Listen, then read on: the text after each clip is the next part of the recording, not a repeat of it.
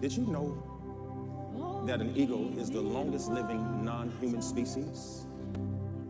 An eagle can live 70 years. But when the eagle turns 40, it has an important decision to make. After 40 years, the eagle's beak begins to bend, so it no longer can rip open the carcass. And his talons become weak, so it no longer can grip the fish. And his feathers become thick and heavy, so he can no longer soar. So at 40 years old, the eagle has to get all of his strength to get back up to the mountain.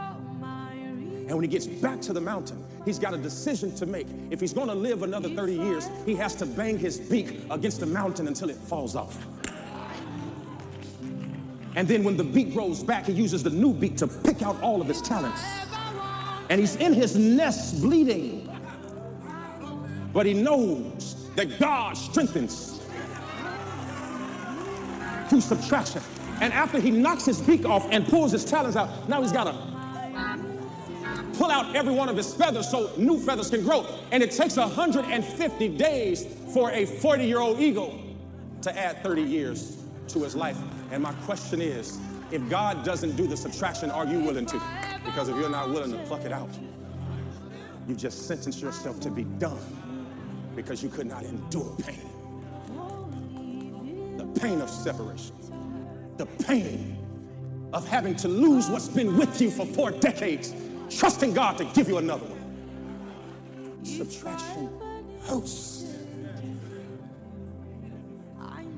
It hurts.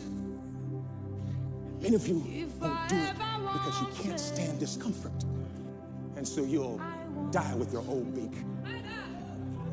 And you'll die with your old wings. And you'll die because of the trust you had in your old clothes. When are you willing to do the work to become new? New hurts. New makes you bleed. New stings. New makes you vulnerable. Nonetheless, he strengthens through subtraction.